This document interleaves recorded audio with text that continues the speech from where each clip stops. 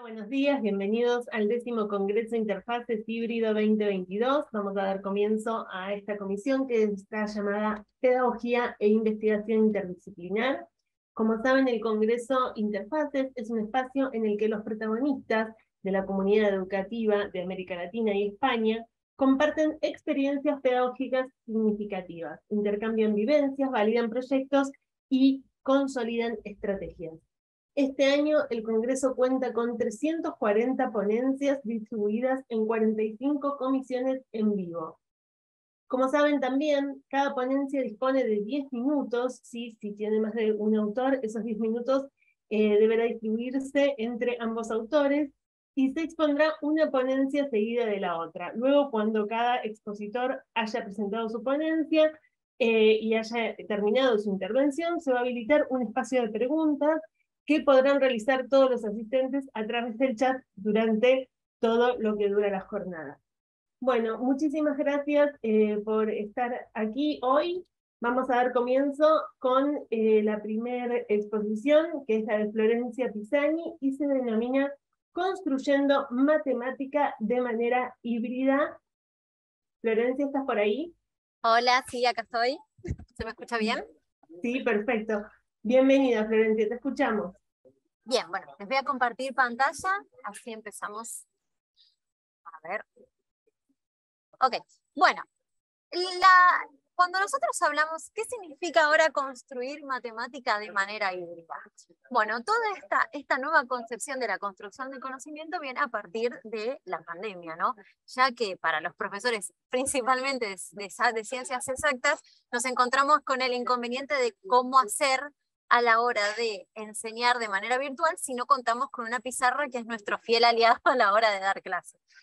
Entonces, bueno, lo que tuvimos que ir haciendo, lo que fuimos trabajando, obviamente por una etapa de investigación, fue buscar herramientas de la forma que podamos transformar las clases de una manera que fuera híbrida, ¿no? Ahora, ¿cómo podemos plantear este formato híbrido? Podemos usar lo que es la metodología del aula invertida, que lo que plantea es, mediante material que nosotros le brindamos con antelación a los alumnos, ellos puedan verlo, y cuando tenemos una clase del estilo uno a uno, uno a muchos, lo que podemos hacer es discutir directamente sobre el material que ya pudieron ir abordando. Entonces, de esa forma, abordamos la clase desde otra perspectiva, donde el alumno en realidad está trabajando primero el contenido en el hogar, y no es que nosotros, o sea, nos corremos del rol de somos como el portador de todo el saber, sino que más que nada como un orientador del aprendizaje. Y construimos a partir de las dudas que vayan surgiendo, de las problemáticas planteadas o de las dudas que vayan surgiendo de los compañeros. Tomo acá la frase de Tania Byron que dice: la tecnología por sí misma no es transformativa, es la escuela, la pedagogía, la que es transformativa. ¿Qué quiere decir? Quiere decir que por más que nosotros dotemos una clase de herramientas tecnológicas, si esa herramienta tecnológica no está adecuada a una secuencia didáctica, no va a tener sentido, sino que va a ser exactamente lo mismo, pero solamente con una tecnología mediando la misma secuencia. Por ejemplo, dar la clase al pizarrón o plantear un PowerPoint donde pondríamos lo que estaríamos dando en la clase, estamos usando uso de la tecnología, sí, pero no de una forma significativa. O sea, no estamos utilizando la pedagogía para transformar y utilizar esa tecnología a favor de una práctica que fomente el aprendizaje significativo.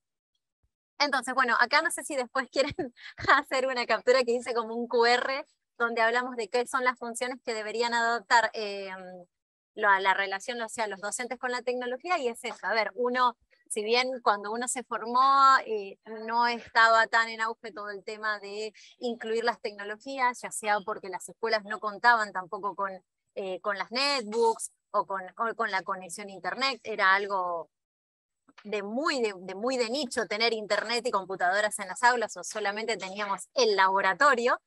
Entonces no estaba tan focalizada la importancia de tener la inclusión de las TICs en las tecnologías. Pero bueno, con las siguientes reformas las computadoras 1-1 que se dieron con el Conectar Igualdad, las que se dieron en las escuelas y la conexión a Internet permite esto, que nosotros podamos plantear las clases no de una manera magistral, que es la que sigue siendo de que se inventó la escuela, sino de trabajar de una manera en donde nosotros con la tecnología podamos utilizarla a favor de nuestras clases, ¿sí? Entonces, a veces puede sugerir, y nos pasa que algún alumno nos comente de alguna aplicación de la que no estemos en conocimiento, y resulta ser bastante fundamental para incorporarla al tema que estamos viendo, y ahí poder reversionar de vuelta nuestras prácticas y poder seguir aprendiendo, junto con los alumnos, ¿no? Porque todo la tecnología sabemos que es algo que es muy inmediato, entonces la aplicación que nos funciona hoy no va a ser la misma que va a funcionar capaz en el año que viene, entonces siempre es importante estar actualizados tecnológicamente con respecto a las nuevas cosas que pueden servir para potenciar nuestra enseñanza y el aprendizaje de los alumnos. Entonces, ¿cuál es nuestro desafío a la hora de enseñar?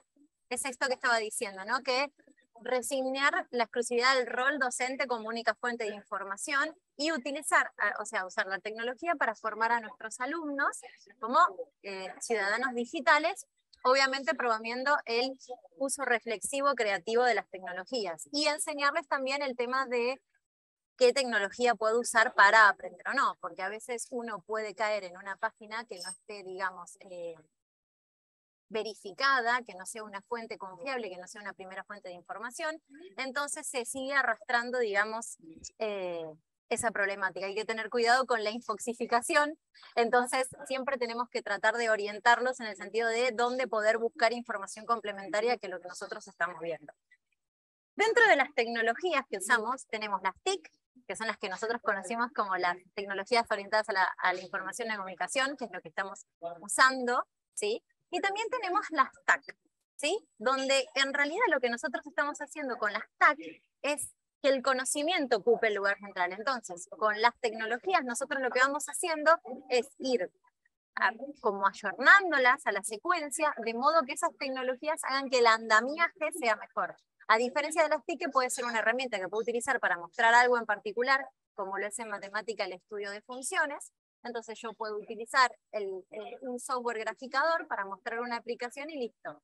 Solamente quedaba como una herramienta. Ahora, cuando yo hago que la tecnología sea partícipe de la construcción del conocimiento, ahí estoy hablando de lo que serían las TAC, ¿sí? Porque yo lo que estoy haciendo es que ellas medien el conocimiento y que contribuyan a la formación de los estudiantes a través de la misma aplicación de ellas. Bueno, siempre que nosotros tenemos el rol, que tenemos que tener cuidado con los estudiantes, es esta tríada de alumno, docente, contenido. Pero no necesariamente con nosotros como centro de la información, sino que ellos mismos son los que nos pueden ir trayendo, por lo menos la mirada constructivista de la matemática, lo que te dice es construir a partir de una situación problemática de la vida cotidiana. Entonces, por ejemplo, cuando fue el COVID y todo el tema de la pandemia y que siempre veíamos gráficos y todo y explicación de cómo se movían las funciones en caso al crecimiento de casos, eso nos sirvió para plantear un modelo de ecuación exponencial y poder trabajar a partir de los datos que íbamos sacando mediante un graficador, o el Excel, o depende de todas las aplicaciones que podíamos ir viendo, mismo también hay algunas páginas de estadística online donde uno puede ir cargando los datos e íbamos generando unas funciones. Entonces, a partir de ahí, cuando se conoce la generación de las curvas de las funciones, lo que uno puede trabajar es en esa parte, en la generación, cómo a partir de un problema que yo lo veo muy cotidiano y no lo puedo asociar a algo matemático, cómo puedo yo transformar esa situación en algo que es matemático. Y también, lo que acá yo les pongo, por ejemplo, unas prácticas que se utilizan ahora que están como muy en boga, son el Kahoot, que no sé si lo conocen, y el GeoGebra. El GeoGebra es el aliado número 1 de los profes de matemáticas, ya que, además de ser un software, permite la aplicación generalizada, digamos, de toda una temática. Entonces, el alumno puede explorar y crear funciones que ellos mismos pueden analizar. Entonces, no solamente se limitan al análisis de un problema, sino que ellos, mediante esta modelización que pueden hacer del software, pueden ellos generar y construir al revés, ¿no? Por ejemplo, a partir de una determinada fórmula, construir un problema que se adapte a esa temática que estamos planteando. El Kahoot tiene esa, a diferencia, tiene una dinámica un poco más lúdica que tiene que ver con la gamificación, que lo que plantea es, a ver, siempre los estudiantes con el tema de, bueno, vamos a hacer una competencia, les gusta el tema de responder preguntas y hacer como una especie de trivia. Entonces, incluido o no, medio escondida, cuando en el Kahoot lo que nosotros podemos plantear es trabajar con los contenidos teóricos a partir de una trivia. Entonces, no solamente estamos aprendiendo los contenidos, sino que los estamos trabajando, sino que además los estamos discutiendo con los compañeros y haciéndolos en común. También quería tomar acá a colación, que ya me queda un minutito, son las salas de escape, que si bien llevan mucho tiempo de armado, están muy buenas porque las salas de escape permiten que para que uno pueda ir avanzando y poder lograr salir de esa sala, ¿cómo se llama? Ir respondiendo cada una de las consignas que plantea, digamos, la temática. Y también podemos tener, bueno, crucigramas, wordwalls, slides, tenemos un montón de aplicaciones que lo que permiten es eso, es poder ver el contenido desde otro lugar, y no necesariamente para poder construir matemática, que ya sabemos que es una ciencia exacta, podemos ir desde la parte explicativa magistral, sino que a partir de un juego puede ser una potenciación para que nosotros podamos arrancar un contenido y de ahí poder brindarle a los estudiantes una nueva forma de abordar algo que no sabían que estaba, digamos, ligado a la matemática, pero centrado en la vida cotidiana de todos los participantes. Bueno, y acá les pongo que, bueno, obviamente la tecnología siempre conduce a un aprendizaje de los estudiantes y como docentes tenemos que estar abiertos a escuchar las sugerencias de los alumnos, ya que ellos mismos pueden conocer algo que a nosotros nos pueden servir, y que cuando hay algo que nosotros vemos, la parte reflexiva de la práctica, que no está funcionando, lo mejor es capaz de adaptarlo, o quedó antiguo con respecto a lo que los chicos necesitan ahora para ir aprendiendo el contenido. Es todo más versátil, es todo más rápido, es todo más inmediato. Entonces también tenemos como la obligación de ayornarnos en esas tecnologías y en ese sistema para que ellos puedan a su vez lograr herramientas que les proporcionen habilidades y competencias para la sociedad del conocimiento en la que nosotros estamos viviendo. Gracias. Bueno, muchísimas gracias, Flor, justa con el tiempo, muy justa con el tiempo. Les iba a decir eso, que se queden tranquilas, que yo les voy a ir avisando cuando les quede poco tiempo, pero bueno, no se apuren para cerrar bien las ideas. Muy interesante tu ponencia, y qué bueno esto último con lo que concluís, que tiene que ver con eso, ¿no? Con también poder escuchar las nuevas inquietudes, porque bueno, es tan vertiginoso todo esto, y son tantos los cambios que a veces cuesta ayornarse. Así que bueno, muy interesante escucharte, Flor. Me di cuenta que no me presenté. Mi nombre es Andrea Marrazzi, soy docente de la Universidad de Palermo ya hace muchos años, de la carrera de espectáculos. Y bueno, vamos a continuar entonces. Voy a mencionar a la siguiente ponencia, que se denomina de la formación docente inicial mediada con TIC a la virtualización de la enseñanza, y las expositoras son Adriana Álvarez y Marisol Ailén Palavecino. ¿Están por ahí? Hola, buenos días. Marisol no está con nosotros por una cuestión laboral, y yo les voy a compartir una presentación. Bueno, No sé si bienvenida, se está viendo. Muchas gracias. Perfecto, ahí está. Perfecto. Buenísimo, buenísimo. Esta creo que es la tercera o cuarta vez que ya participamos de Interfase, y voy a retomar algunas cuestiones que hemos visto en años anteriores. Marisol y yo somos CIPE, somos coordinadoras institucionales de políticas educativas del Instituto Superior de Formación Docente número 36. Sobre este instituto se basa esta experiencia, es un estudio de caso. A ver, esperen que no me está dejando pasar. El Instituto Superior de Formación Docente número 36 de José C. Paz tiene 6 carreras docentes, obviamente está en el noroeste del conurbano bonaerense. Tenemos un problema bastante grave con el tema del edificio, estamos en tratativas porque no tenemos edificio propio. Lo compartimos con otros niveles educativos, con lo cual no siempre está en óptimas condiciones. se dictan las clases en el turno vespertino, así que durante el paro de colectivos fuimos realmente muy desfavorecidos. Es el único instituto estatal que hay en el distrito de José C. Paz, y actualmente tiene en las 6 carreras, contando las 6 carreras, 1.341 estudiantes. De esos 1.341 estudiantes, realizamos una encuesta online, esto lo voy a destacar, que es online, que fue a través de un formulario de Google. Nos respondieron 756 estudiantes del total. Bastantes, un poquito más de la mitad. No es un dato menor, pensando en esto que es online, que lo voy a retomar después. Como les dije, vengo participando de interfaces hace bastante tiempo y comenzamos a ver en 2018 con una de las docentes con las que éramos facilitadoras TIC del campus virtual educativa, que nuestra propuesta de que los demás docentes y estudiantes utilicen el campus fue configurando una comunidad virtual de aprendizaje. ¿Sí? Yo la escuchaba muy atentamente a Florencia, esto que planteaba, ¿no? de que tiene que cambiar la mentalidad del docente, de pensar justamente cambiar su práctica. ¿Sí? Entonces, digo, acá es donde la presentación de Florencia dio la tecla con lo que venimos nosotros llevando adelante, primero de la conformación de una comunidad virtual de aprendizaje, clases mediadas con tecnologías, de hecho tenemos el profesorado en tecnología, y ese proceso que veníamos construyendo desde 2016, se vio abruptamente acelerado por la continuidad pedagógica de la PO y el ISPO. ¿Sí? En 2020, en el Congreso de Interfaces de 2020, presenté un trabajo de cómo mis colegas estaban llevando adelante justamente las prácticas de enseñanzas mediadas a través del campus virtual, y muchos estuvimos utilizando diversas plataformas de videoconferencia.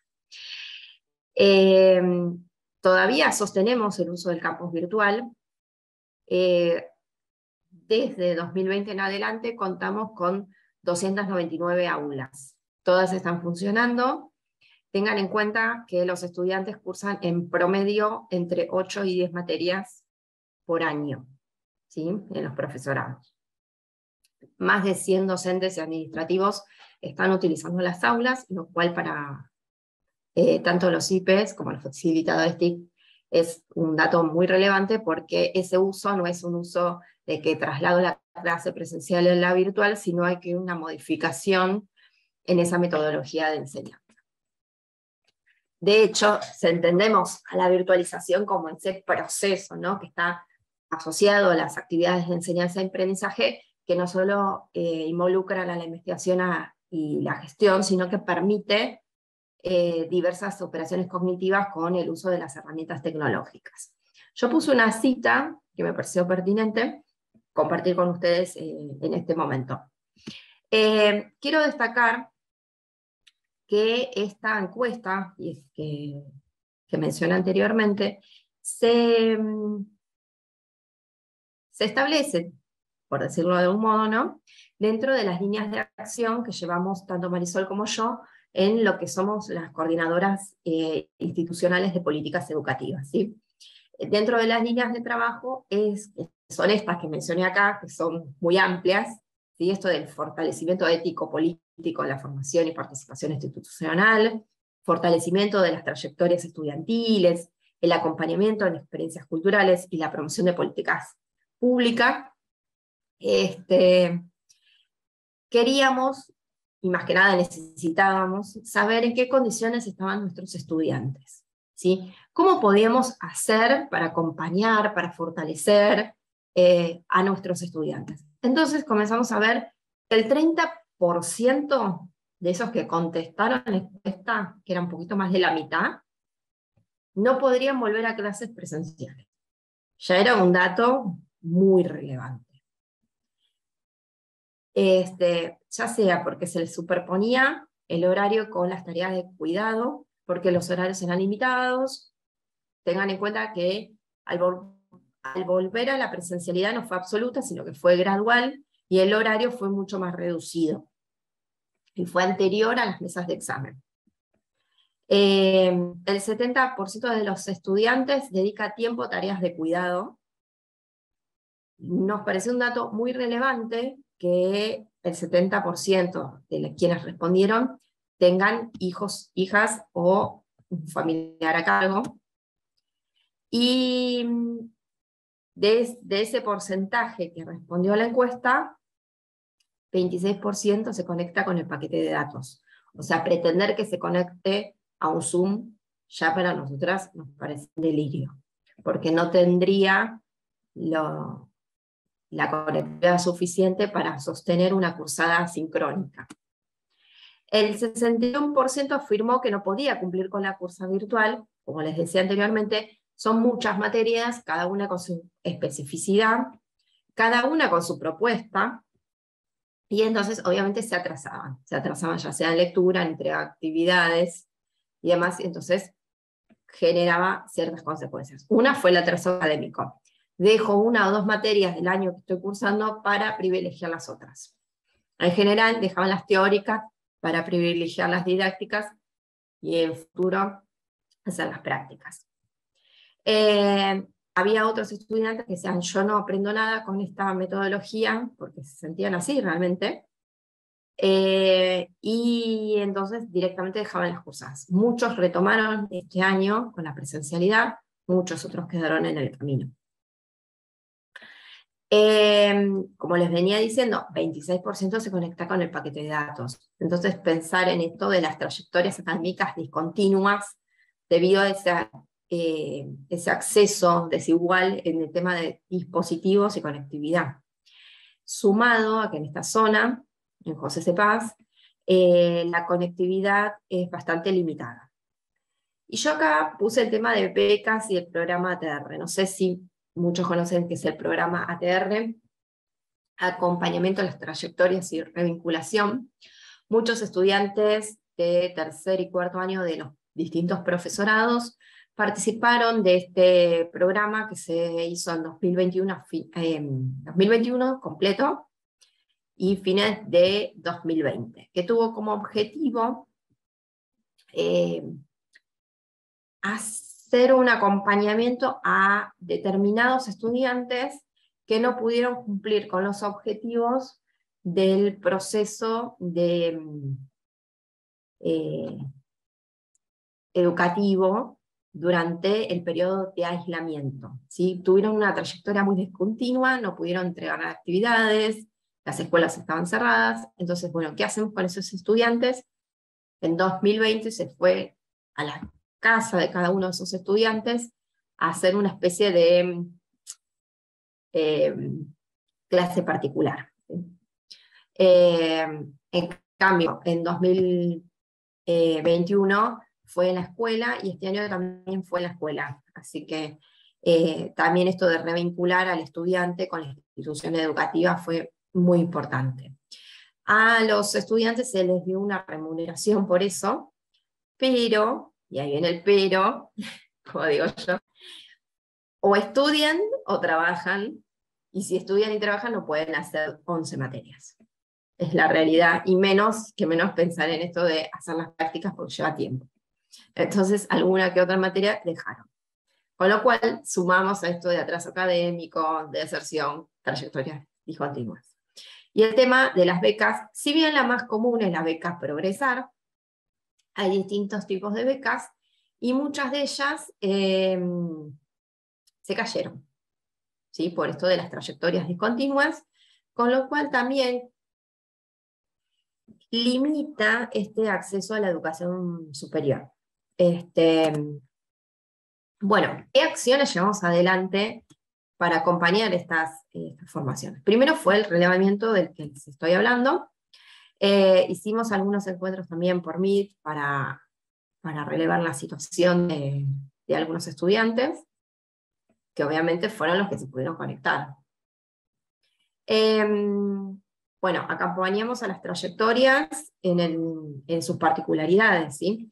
Y actualmente se están dictando distintos talleres ya que se recibió un dinero de Nación para el acompañamiento y el fortalecimiento a las trayectorias, pensando en cursos específicos. Cuando digo cursos específicos, por ejemplo, para el profesorado de química se dicta un taller sobre laboratorio.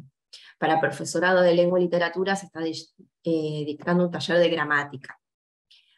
Para el profesorado de primaria se está dictando un taller de tecnología y el uso de la tecnología de la información y la comunicación en ciencias sociales. Entonces están muy abocados a las especificidades de cada uno de los profesorados. Y el tema de la revinculación de los estudiantes, porque estuvimos casi 2 años, donde los estudiantes no pisaron al instituto, y otra de las cosas importantes es que o me conecto a la clase o me conecto con mis compañeros, porque tengo el paquete de datos muy limitado. Entonces, desde nuestro rol de CIPE, pensamos en estos encuentros presenciales, en el tema de la organización y elección del centro de estudiantes, y muchas jornadas institucionales que tenían que ver con los objetivos, las líneas de acción que se proponían desde CIPE. Si quieren ver algunas fotos de lo que fue, pueden verlo en nuestras redes sociales, el Instagram del instituto y el Facebook del instituto, donde colgamos todas nuestras actividades. Desde ya les agradezco este espacio donde pudimos compartir y dialogar sobre el uso de la tecnología en la formación docente inicial. Muchísimas gracias, Adriana, un placer entonces que hayas vuelto a Interfaces. Muy interesante ver el caso específico, ¿no?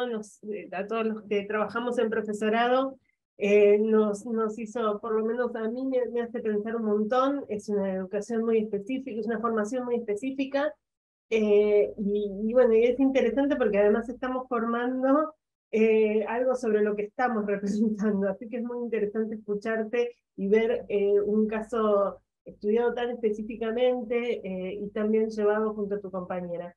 Bueno, muchísimas gracias, Adriana. Les recuerdo que si tienen alguna pregunta o algún comentario, que lo pueden poner en el chat para que después, al final, podamos hacer alguna conclusión o preguntas sobre lo que fuimos analizando. Bueno, para continuar, seguimos con la ponencia que se denomina Después de la pandemia, reflexiones desde una comunidad virtual de práctica. Sandra Beatriz Gargiulo y María Florencia Gómez. Bienvenida. Bueno, buenos días para todos. Ya en un segundito compartimos nuestra pantalla y arrancamos con la presentación. A ver, si quiere. A ver si nos deja, si no vamos por acá, de esta manera, y ya está. Bueno, nosotros formamos parte de un proyecto de extensión universitaria, docentes en línea, que conformamos una comunidad de práctica virtual. Esta comunidad de práctica virtual, bueno, como les decía, es un proyecto de extensión universitaria que está financiado, espérennos un momentito, como puede suceder. Sí, un momento. Ahí estamos. Espérennos. Bueno, que está financiado por la Universidad Nacional de La Plata y por la Facultad de Humanidades y Ciencias de la Educación. Después le dejamos ahí a Adriana una consulta sobre su comunidad virtual de práctica. Bueno, a ver que les muestro un poquito más. El propósito de esta presentación en particular, también hemos presentado en otros momentos y hemos presentado a nuestra comunidad en Interfaces, es con esta metáfora que les proponemos acá en la presentación, pensar en el momento de la virtualización de clases o de la educación de emergencia, que también es otra forma como se ha denominado a este momento de cambio y de pasaje que las dos compañeras también estuvieron comentando. Tomamos la metáfora de una tormenta, un momento vertiginoso, para representar ahí el momento de cambio, de crisis, y lo que queríamos compartir en este momento es justamente cómo nosotros desde nuestra comunidad virtual de práctica ajustamos muchas de las actividades y las tareas y cómo también colaboramos quizás en muchas de las actividades educativas formales e informales que acompañamos siempre con nuestra comunidad a todos los participantes de la misma. A ver, paso un poquito esto porque ya estuvieron charlando las compañeras y sobre todo que nos interesa detenernos un poquito más cómo está conformada nuestra comunidad virtual de práctica, porque justamente el terreno, el territorio es el ciberespacio, es virtual.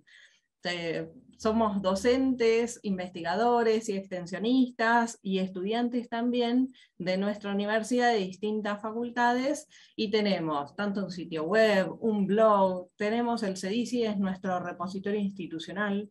De la Universidad de La Plata. Sí. Una cosa interesante respecto de nuestra... Todas estas redes, como para que vean ustedes. Nuestra vida es exclusivamente virtual y una cosa muy interesante respecto de nuestra comunidad, por definición, las comunidades de práctica, como bien mencionaban, en general tienden a ser o estar relacionadas con el ámbito informal, pero en el caso nuestro, nuestra comunidad de práctica es un proyecto de extensión universitaria, es decir, está integrado dentro del sistema de educación formal, lo cual la hace un caso mixto. Por eso nos interesaba tanto después consultarle a Adriana, ¿no? Cómo fue el armado de su comunidad de práctica, que también está dentro, integrada, por lo que pudimos escuchar, dentro de un sistema formal. Como les decía Florencia, bueno, estamos en todas estas redes, nuestra comunidad ya lleva casi 12 años de existencia, y hemos ido agregando espacios y se ha ido reformando y reformulando y se han ido incorporando miembros al equipo animador. La vida en general está organizada alrededor de algo que llamamos el tema del mes, que surge de las inquietudes que vamos viendo, que nos van dejando los miembros participantes, que están deslocalizados, es decir, en distintos lugares del mundo, porque nuestra comunidad es una comunidad local, y específicamente, yendo a lo que decía Florencia, dado el tsunami, tormenta que nos tocó a todos afrontar de golpe, una de las primeras cosas que hicimos fue reformular justamente este tema del mes, ¿no? Entonces, intentamos de alguna manera transformarnos en una especie de brújula, ¿no? Revisamos todas las actividades de los miembros del equipo animador. También, es más, todas las actividades, como les pasó a todo docente y estudiante, todas las actividades que teníamos programadas y planificadas en el proyecto de extensión al inicio del 2020, imagínense que todo eso se tuvo que ajustar y revisar según los tiempos y los tiempos de cada uno para la replanificación de sus propias actividades docentes.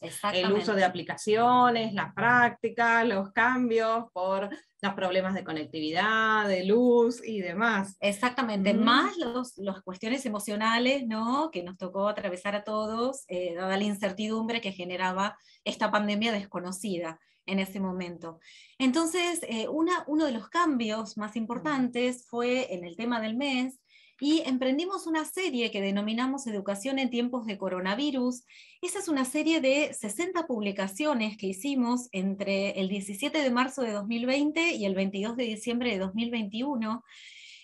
Bueno, fue realmente un trabajo exhaustivo, no solo por parte de los miembros de la comunidad, sino que también convocamos a expertos, que nos trataran, digamos, que nos ayudaran a poder reflexionar un poco y ver desde dónde nos íbamos a parar para enfrentar a este tsunami, y hacer todo eso mientras el tsunami sucedía, ¿no? Ampliamos las redes de difusión también. Cada uno de nosotros, como miembros del equipo animador, éramos docentes, teníamos aulas virtuales, grupos de WhatsApp, que es algo común en el caso de los ámbitos laborales. Entonces emprendimos la difusión y esta cuestión de tratar de actuar como brújula, incluso en estos grupos de WhatsApp que también son informales, con nuestros colegas, colaboradores. otros docentes que nos consultaban qué hacer, incluso notamos padres de familia que se acercaban especialmente al blog a tratar de buscar orientación como para poder ayudar a sus hijos, porque la educación ahora transcurría en la casa, por más que fuese el sistema formal había llegado a la casa. Y otra de las cosas que hicimos fue iniciar una serie de encuestas, al igual que nos había comentado Adriana. Utilizamos también formularios de Google y las difundimos entre todos los miembros de la comunidad.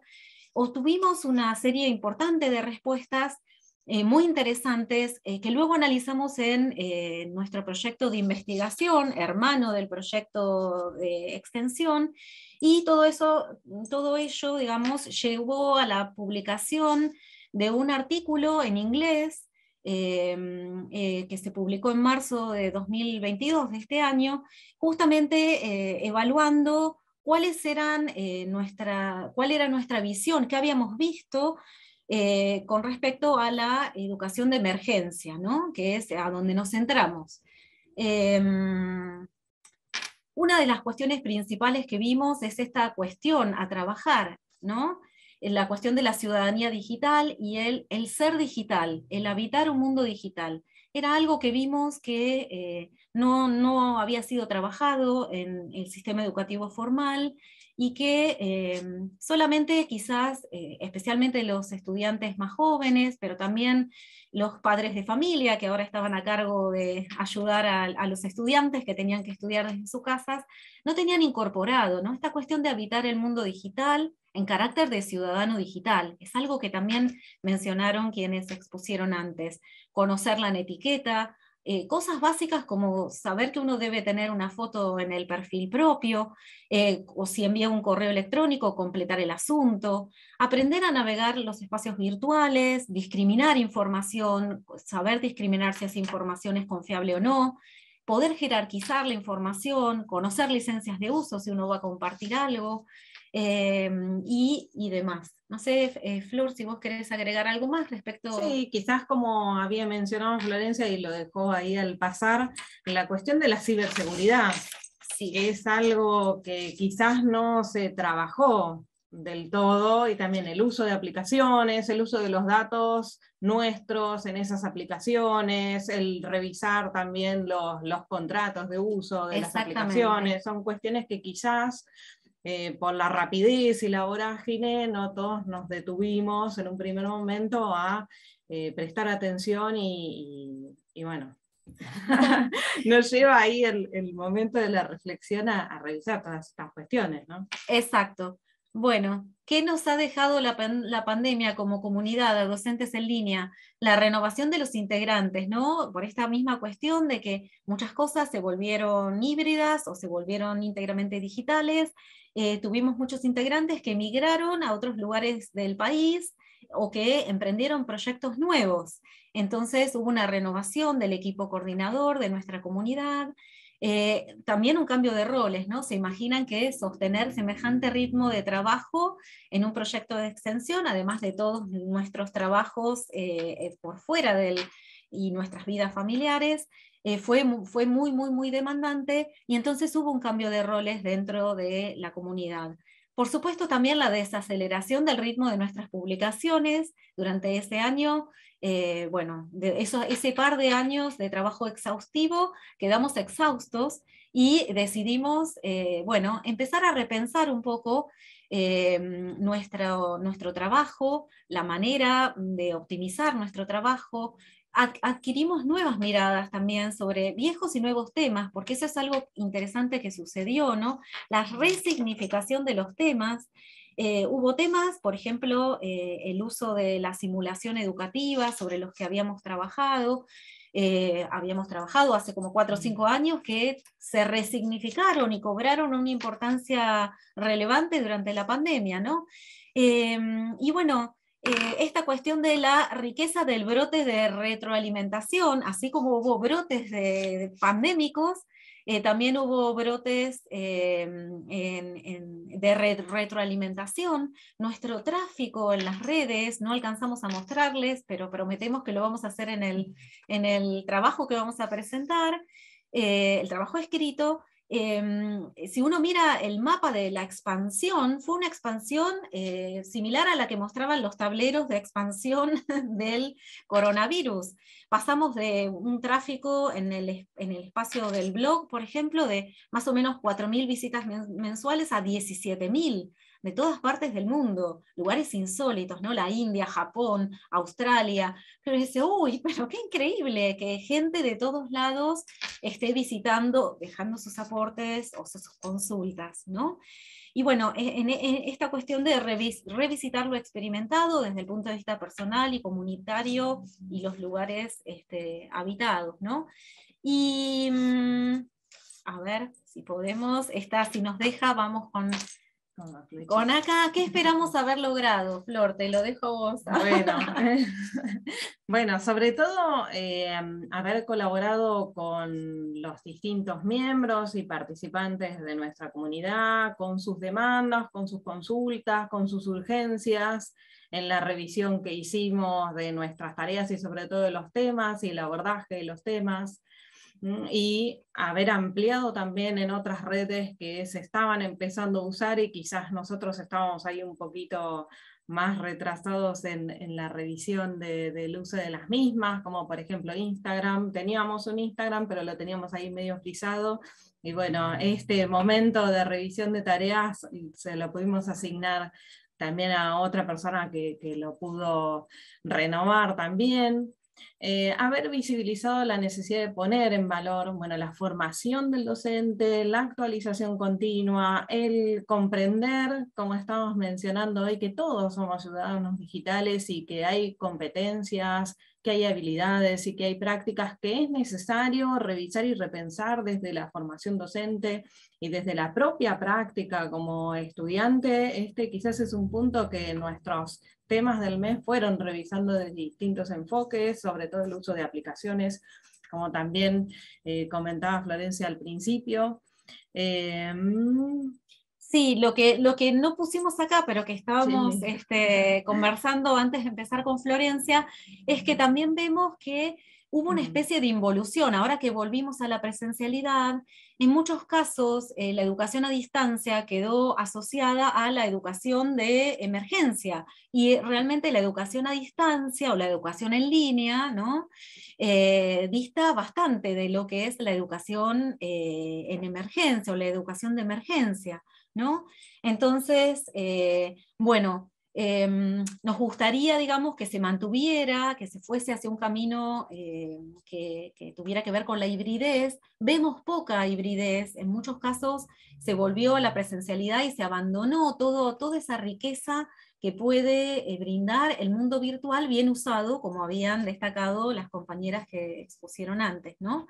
Entonces, bueno, eso es algo que bueno, restará ver qué sucede con el andar del tiempo, y esperemos que se conserve lo bueno, todo aquello bueno que aprendimos durante la pandemia, y que se mejore aquello que necesita mejorarse.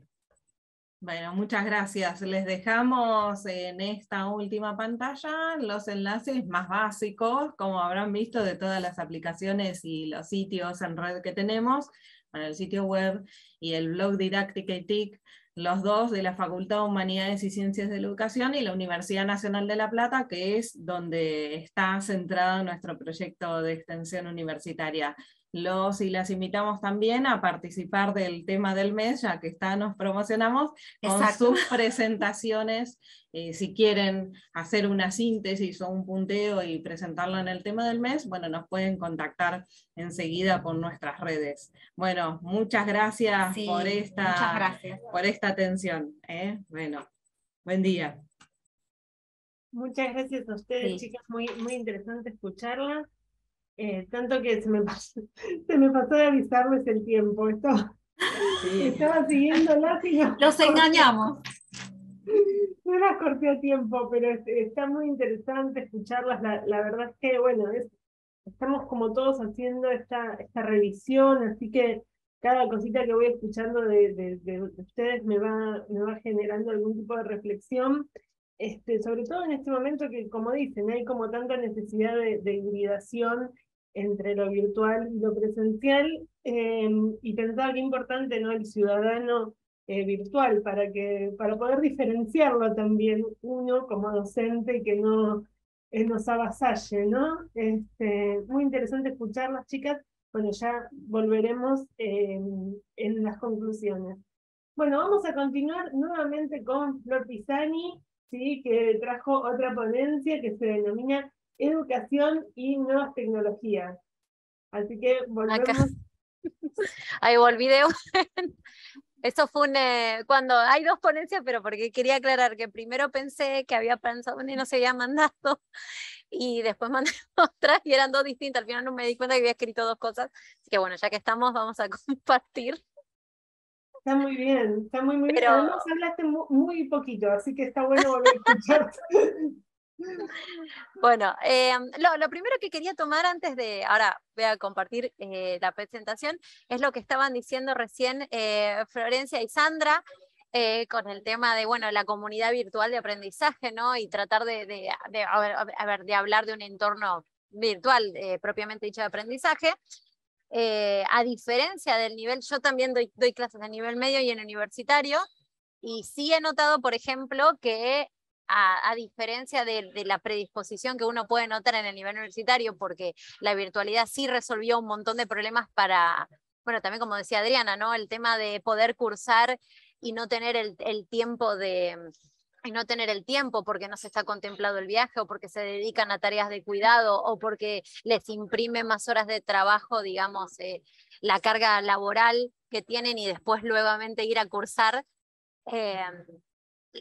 Se da distinto el fenómeno en lo que sería el nivel secundario, porque sí notamos como cuando yo hago la comparación entre ambos, es que sí está más laxo la parte de la comunicación. Muchos estudiantes, nos pasa ahora, que están en modo, digamos, como si fuera un conocimiento especie de on demand. Entonces ellos, no sé si ¿me escuchan bien? Ay, sí, ¿no? Están como un conocimiento on demand. Entonces, por ejemplo, a veces es, bueno, esta semana no voy, la otra semana no voy, hoy vine, si me podés dar todo lo que necesito ahora. Y hay como el tema de esto de que ya no se corren las asistencias, que la asistencia puede ser por materia, lo cual el alumno puede ingresar a la escuela en el horario que quiere, por lo menos en la ciudad de Buenos Aires. Estamos teniendo problemas, digamos, para obviamente implementar lo que es una secuencia didáctica, ya que uno piensa, como estábamos hablando, la planificación para los docentes es fundamental, y si un alumno falta 5 clases, sí, viene 2, viene 1, se dificulta a la hora de poder plantear cómo planteamos la educación con este tipo de ausencias. Entonces, por eso la importancia de, como decían las chicas, de una comunidad virtual de aprendizaje, que yo por lo menos la estoy implementando, y lo estoy trabajando, bueno, como un tema de mi tesis de maestría, de cómo, si podemos realmente trabajar y convertir lo que es la modalidad del secundario, ¿sí?, en un sistema, como había dicho antes, híbrido. O sea, que cómo plantear, por ejemplo, porque si uno se enferma, ¿cómo hacer para que el contenido que se haya dado ese día, independientemente de la materia que sea, el alumno pueda tener acceso? Y obviamente seguir participando con esto. O sea, todo el material está a tu disposición, y obviamente que después en la escuela tenés al profesor para sacar las dudas. Pero en el caso de alguna inasistencia, siempre poder contar con ese contenido y poder abordar la forma o sea, digamos, de una nueva forma. Entonces, bueno, acá les traigo en esta imagen, les traigo una imagen de una escuela del principio de 1900 y una escuela, digamos, estas computadoras son un poquito viejas, pero ponele que serían de los principios de los 2000 y algo, cuando habíamos hablado al principio de que no era muy normal que todas las escuelas tuvieran computadoras en el aula. Entonces, si podemos ver, solamente analizando las dos fotos, ¿qué podemos notar? A ver, cuando hablamos de tecnología, la tecnología en realidad siempre estuvo, y no necesariamente hablamos de tecnología que tenga que ser un dispositivo plenamente electrónico, ¿no? Porque el pizarrón, la tiza, los mapas, son todas tecnologías que nosotros utilizamos a la hora de hacer aprendizaje. Obviamente son más rudimentarias, ¿no? Pero bueno, yo no lo viví, pero mi papá me contaba y me decía, por ejemplo, qué suerte que tenés ahora de hacer logaritmos con la calculadora. Vos no trabajaste con las tablas. Entonces, hay cosas que obviamente se fueron imprimiendo dentro de la cultura académica, que las vemos naturales al día de hoy, y es lo mismo que tenemos que hacer con las nuevas tecnologías que están aprendiendo, ¿no? Porque a veces hay como esa sensación, porque se escucha, porque uno lo oye, que si es virtual es más fácil, ¿no? Que es como mucho más cómodo si fuera virtual, porque se da menos, porque hay esto, lo otro, porque se pueden buscar las cosas en internet, porque se las puede copiar. Entonces, al contrario, yo lo que plantearía es, ¿por qué no miramos esto de una nueva forma? ¿Por qué no todos estos elementos que antes le decíamos, no, no, el teléfono no se puede usar, no, no, saca eso, no, esto no, esto no? ¿Por qué no los empezamos a hacer parte de la práctica educativa? ¿Cómo incluir? O sea, y que los estudiantes, más que utilizar los teléfonos para redes sociales, la estén utilizando para hacer efectivamente algo propio de la clase, sin que ellos se den cuenta, porque cuando se dan cuenta cambia la cosa, pero a veces cuando uno lo plantea con una estrategia de, bueno, a ver, saquen los teléfonos, vamos a hacer tal cosa, y generalmente se quedan en la duda como diciendo, ¿qué? ¿Lo puedo usar? Claro, lo puedes usar porque es como les digo siempre, a ver, uno que puede tener una herramienta, la herramienta no, por más que la tenga la herramienta, no, o sea, ayuda a complementar el conocimiento, pero no necesariamente lo suplanta. Por eso también está esa concepción de a veces que, esa concepción medio más apocalíptica de que la tecnología va a reemplazar al docente, y en realidad no. O sea, la tecnología siempre estuvo, nunca se nos reemplazó. Entonces, lo que hacemos es nosotros nos apropiamos de esa tecnología, porque ahí está el tema, hacer la diferenciación entre uso y apropiación. Si yo una tecnología la uso, es un uso superficial en el cual, digamos, no le estoy dando importancia. Es como el hecho de cumplir con un checklist, decir, bueno, había que usar PowerPoint, la usé, ya está. Y no necesariamente es algo que realmente le hemos impreso conocimiento en eso. Ahora, cuando yo me apropio de la tecnología, puedo plantear el conocimiento de otra forma. Por ejemplo, a ver, no es lo mismo hablar desde, por ejemplo, no, en matemáticas mucho, lo principalmente y lo más tedioso para todo el mundo es graficar. Entonces, con los software graficadores lo que hacemos es, no hace falta que hagas el gráfico, puedes hacerlo en la aplicación, pero yo ahora te voy a preguntar otras cosas. Y cuando uno va viendo que los chicos pueden hacer zoom, ampliar, modificar lo que fuera de la función, da lugar a otras preguntas que son más de carácter teórico.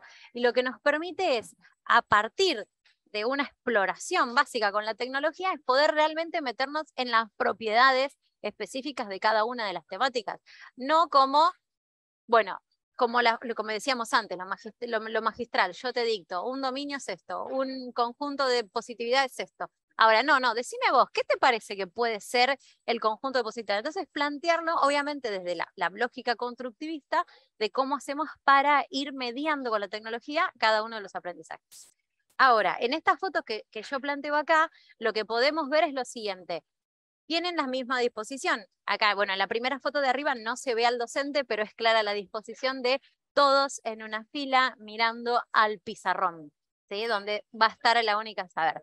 Y si vemos la foto de abajo, fíjense que todos están mirando al pizarrón con las computadoras que están compartiendo lo que tiene el docente en la pantalla.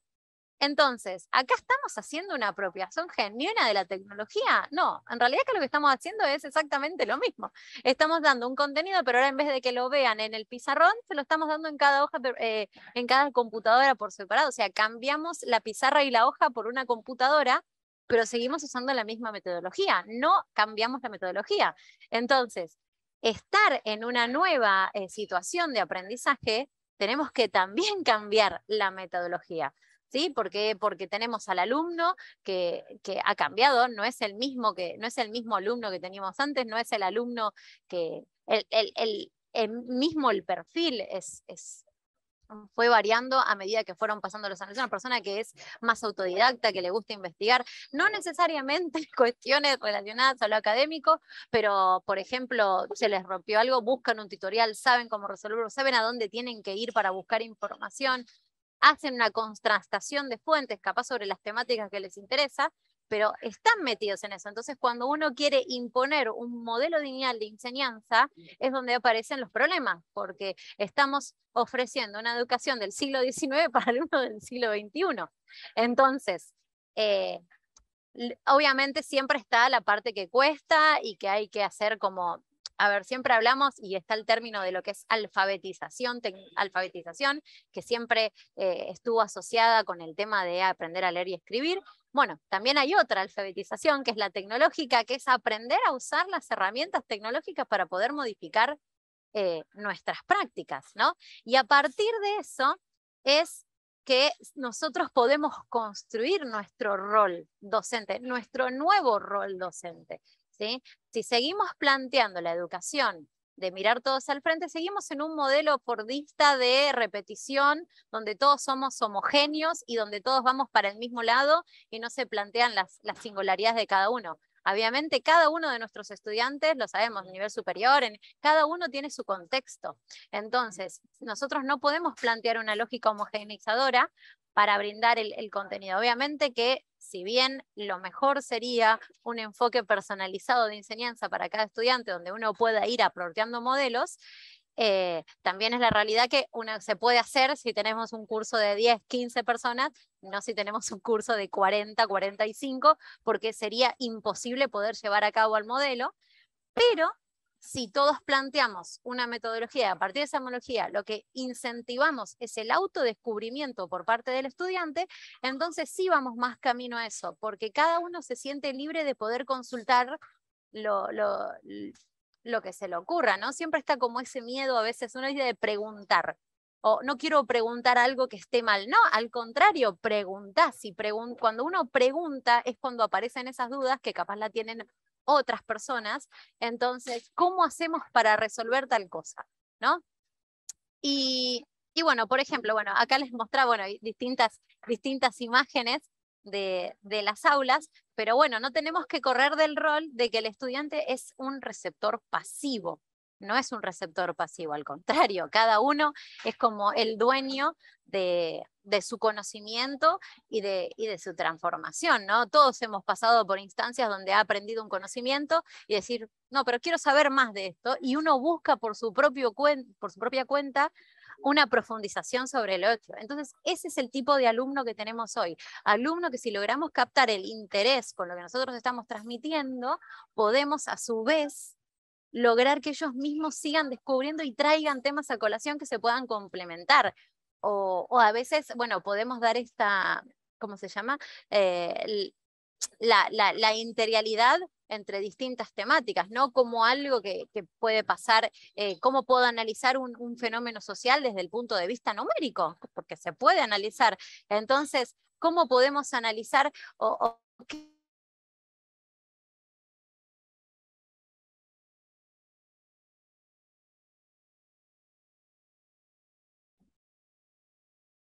¿Me tildó a mí, Flor? Hola, ¿me escuchan? Hola. Hola. Hola, justo. Ay, ¿me escuchan ahí? Sí, justo se Ahí volviste.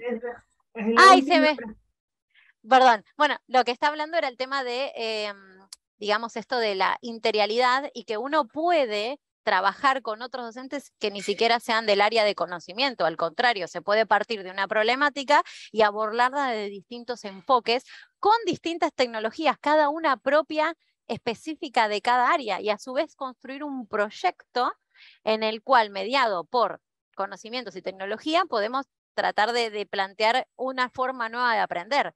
Por eso acá lo que yo estaba hablando del vínculo que podemos hablar cuando estamos haciendo la construcción del acto educativo, a ver, tenemos la técnico-transmisora, que ese es el aprendizaje conductista, ¿sí?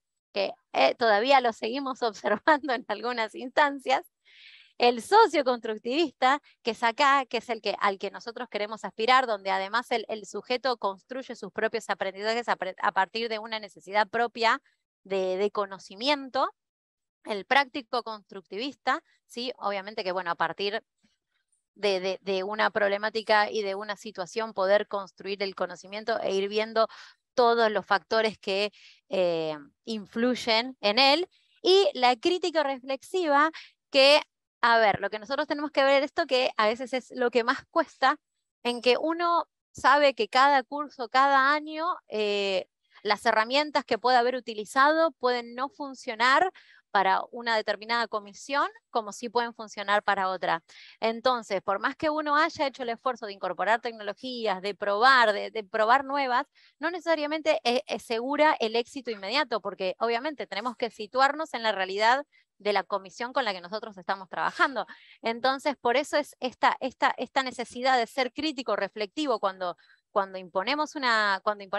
sugerimos una actividad, porque a partir de eso lo que nosotros podemos hacer es, ok, no funciona esto, pero capaz si voy con esto lo puedo hacer, y es estar en continuo movimiento. Todos los que damos clases sabemos que no podemos utilizar la misma práctica ni el mismo modelo 2 años seguidos o en el mismo año con 2 cursos que sean distintos, porque por más que uno lo intente, se modifica, lo modifican ellos, lo modificamos nosotros, estamos en constante cambio.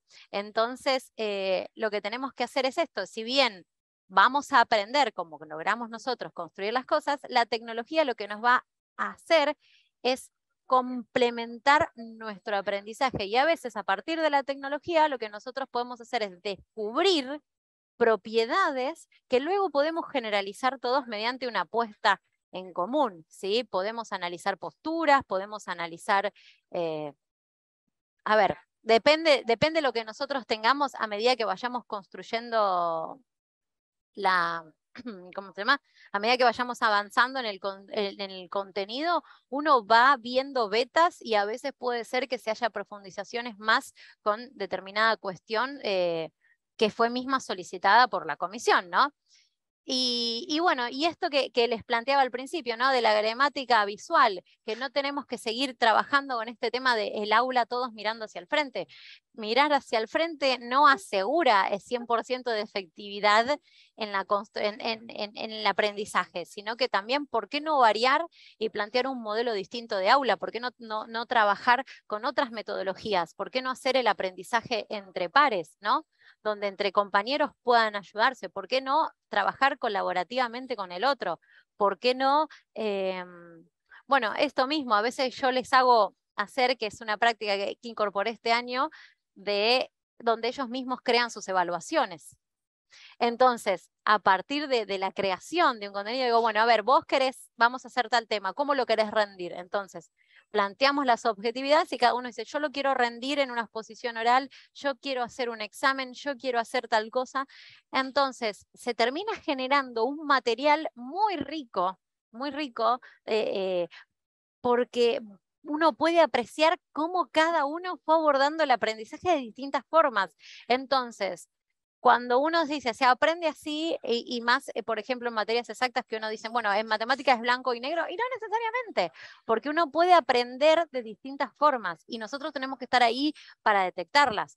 Muchas veces escuchan no, me lo desaprobaron porque no lo hice como lo hizo la profesora.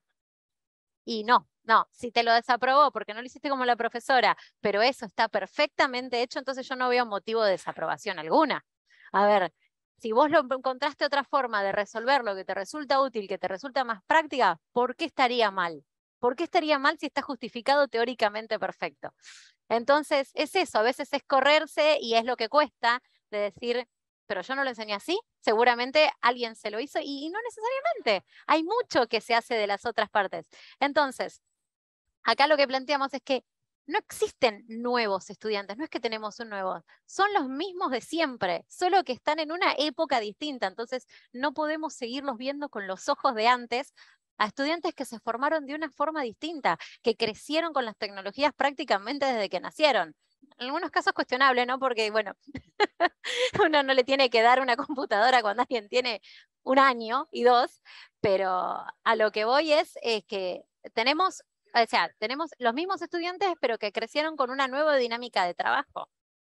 A ver, por ejemplo, no contemplan, no saben lo que es esperar. Ellos están en una cultura de lo inmediato. Si lo hago, lo quiero ya, quiero una retroalimentación inmediata, y no como antes, que nosotros, bueno, llamo por teléfono a ver si está alguien en la casa y espero.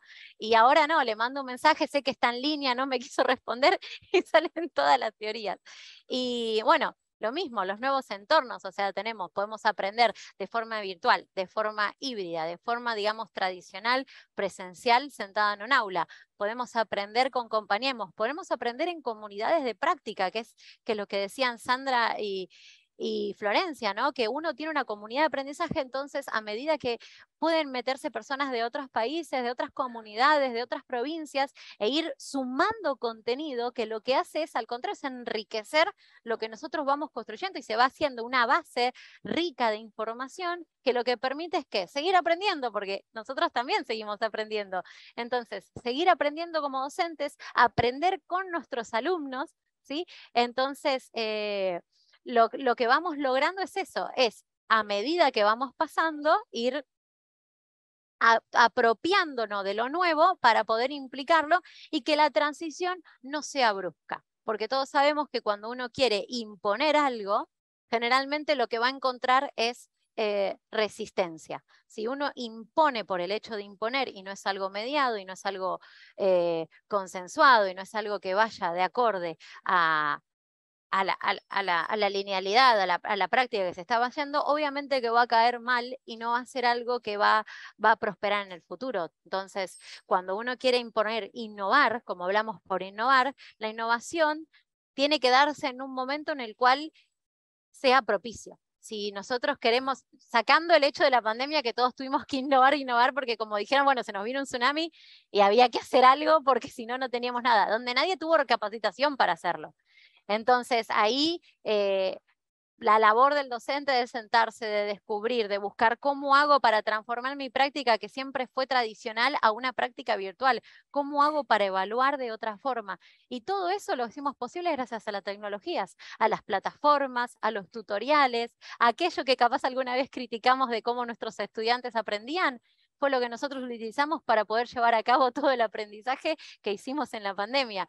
Entonces, eso nos enseñó de una forma que no hay que estar cerrado a las nuevas tecnologías. Al contrario, nosotros tenemos que ver si nos pueden servir o no. Y en todo caso, bueno, lo probé, no sirvió, voy a buscar con otra y lo voy a seguir intentando, porque es eso el aprendizaje, aprender todo el tiempo, en todas partes, es lo que elegimos, es lo que nos gusta, y siempre por eso tenemos que lograr este perfil del docente del siglo XXI, que es el que vamos construyendo a medida que vamos haciendo, que trabajamos con nuestros colegas, que tomamos herramientas de la comunidad y que creamos nuevas formas de enseñar para incorporar la tecnología a nuestra propuesta didáctica.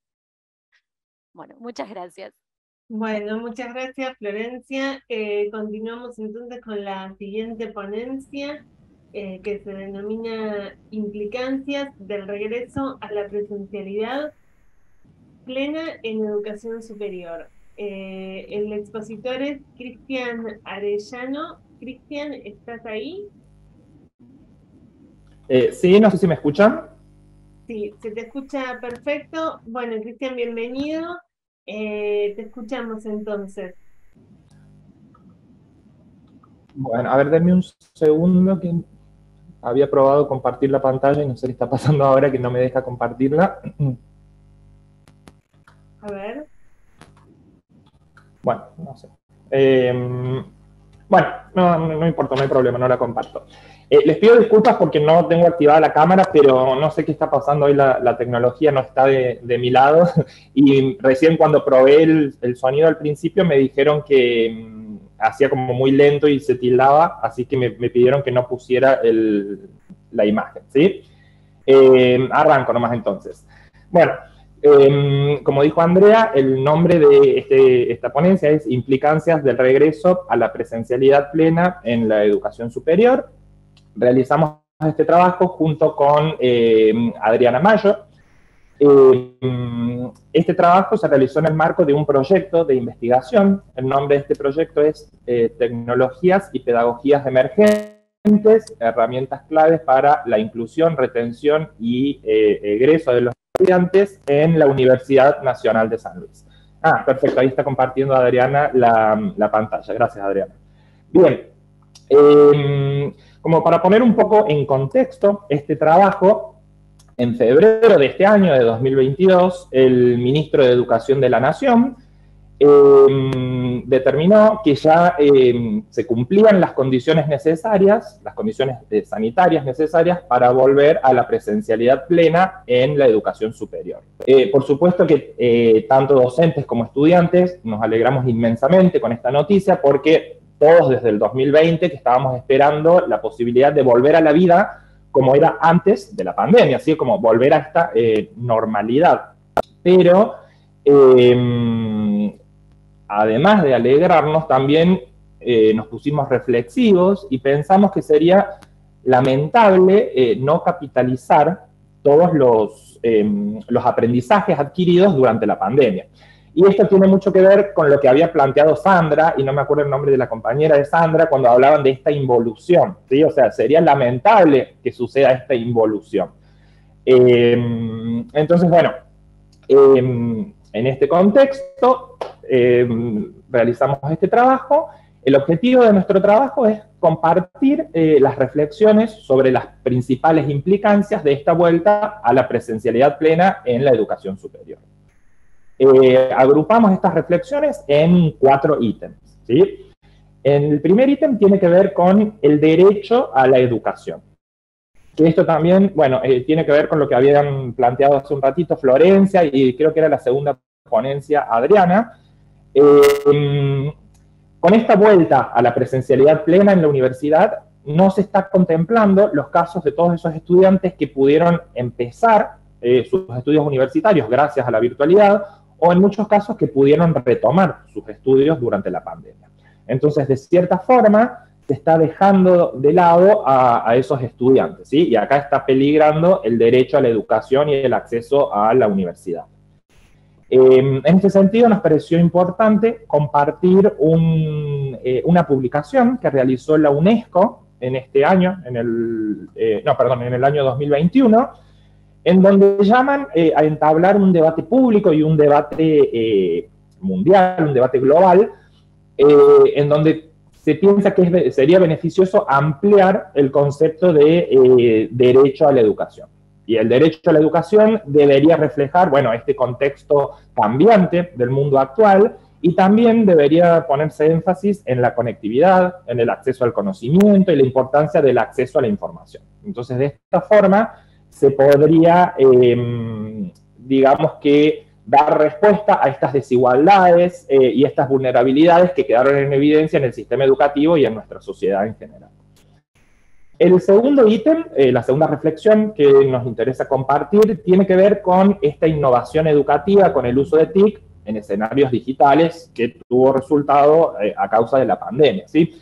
Ya todos sabemos que en las últimas décadas las tecnologías de la información y la comunicación sufrieron grandes avances, pero antes de la pandemia todos estos avances tecnológicos no eran lo suficientemente aprovechados en nuestras aulas.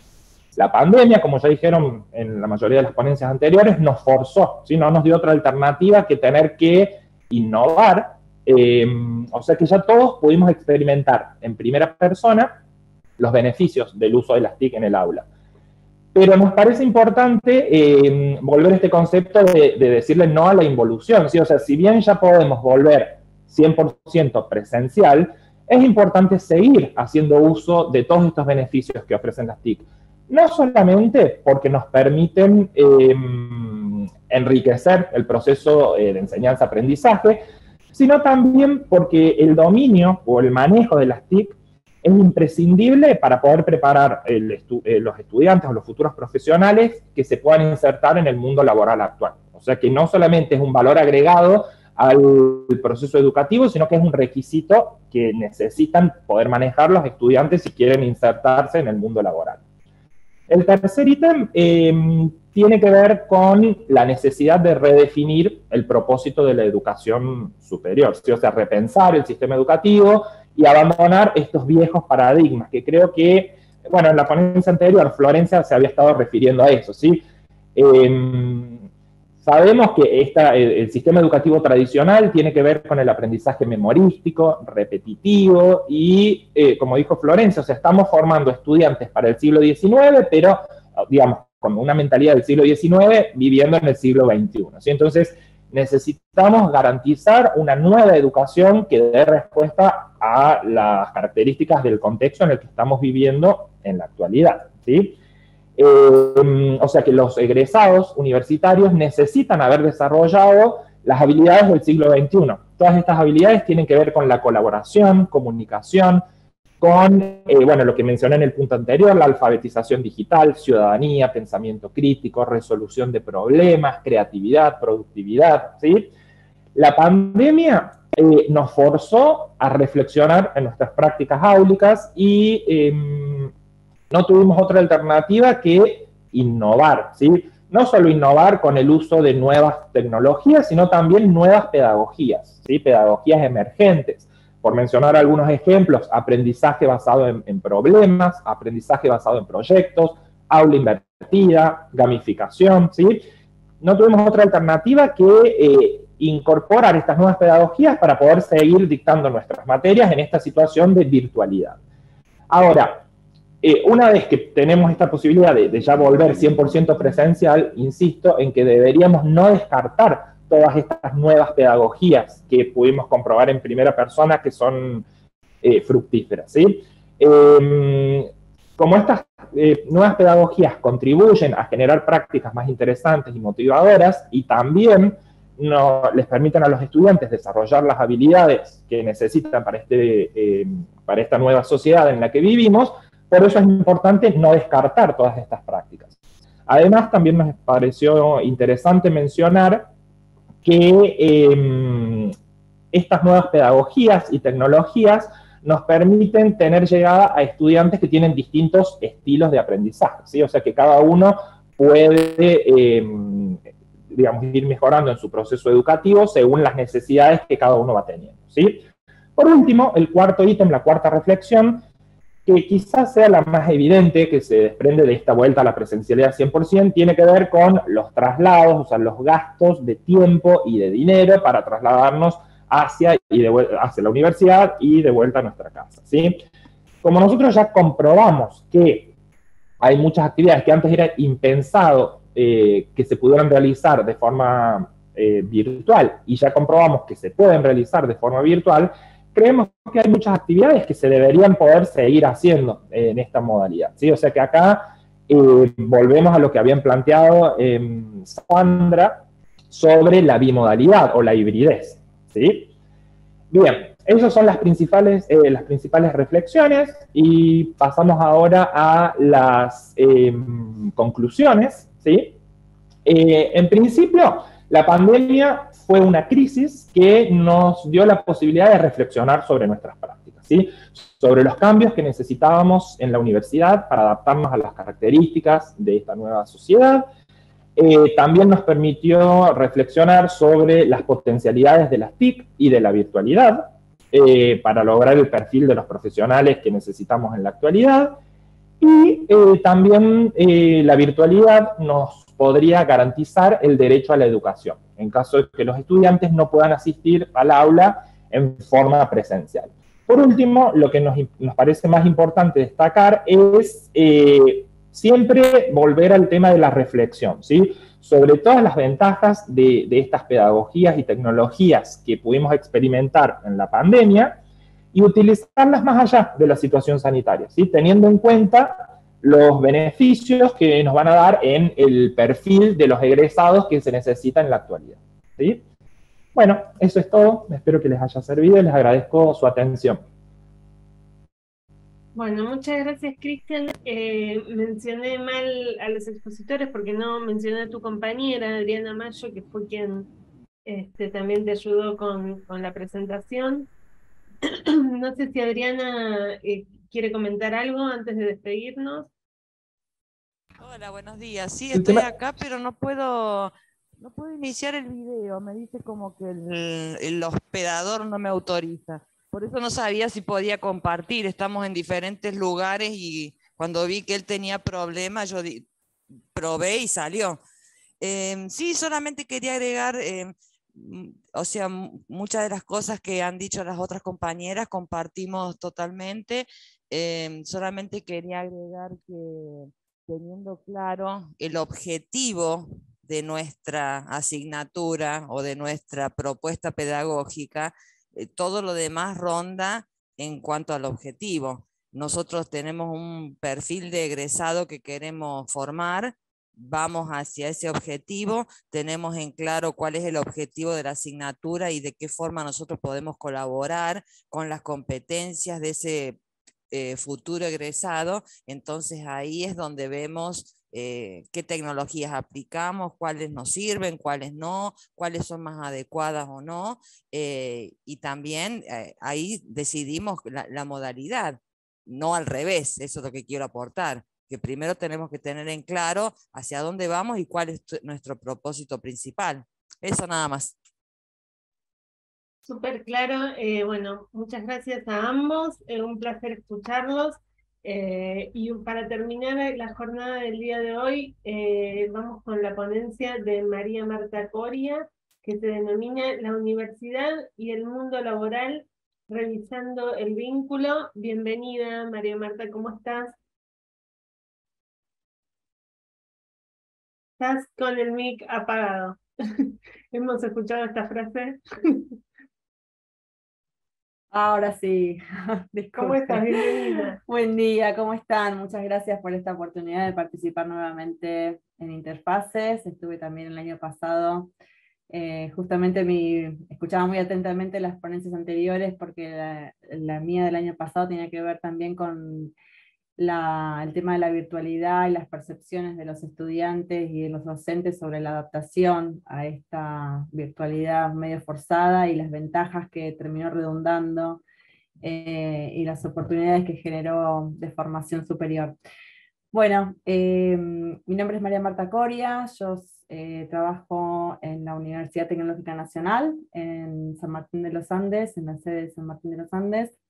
Estoy a cargo de la coordinación de las actividades de extensión, y en este caso, bueno, voy a variar un poco el tema de las presentaciones anteriores. Lo que vengo a proponerles es una reflexión sobre, en esta perspectiva de nuevos estudiantes, como mencionaron los ponentes anteriores, cómo se vincula la percepción de la formación que reciben en la universidad con el mundo laboral, que es como bueno, ¿qué pasa después cuando el estudiante termina su carrera y se inserta en el mundo laboral? Si se inserta antes, ¿cómo percibe, cómo valora esa formación que recibió en el ámbito universitario?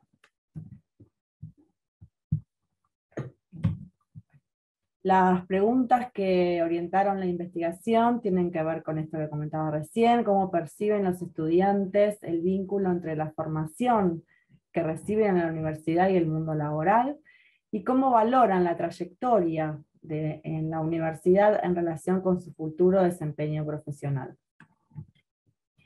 Para responder estas preguntas hicimos un estudio exploratorio con 2 grupos de estudiantes de la Facultad Regional del Neuquén, de la Universidad Tecnológica Nacional, que cursaban la carrera de Tecnicatura Universitaria en Energías Sustentables, que se dictó desde 2020 en la sede de San Martín de los Andes y desde 2021, desde agosto de 2021, en la sede de Zapala. O sea, se encuestaron 2 grupos. Uno próximo a recibirse, la tecnicatura tiene 5 cuatrimestres, o sea, 2 años y medio de duración.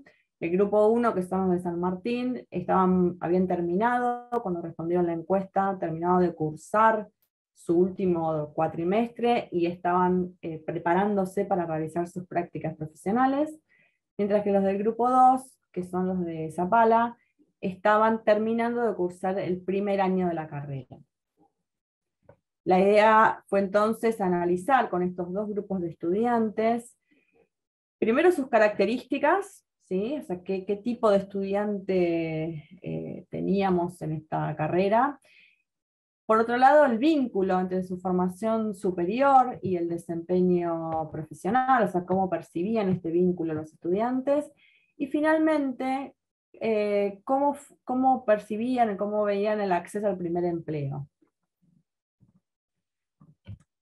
Los resultados, en primer lugar, respecto de las características de los estudiantes. Bueno, primero comentar que la encuesta fue respondida por el 75% de los estudiantes activos de esta carrera en estas dos sedes.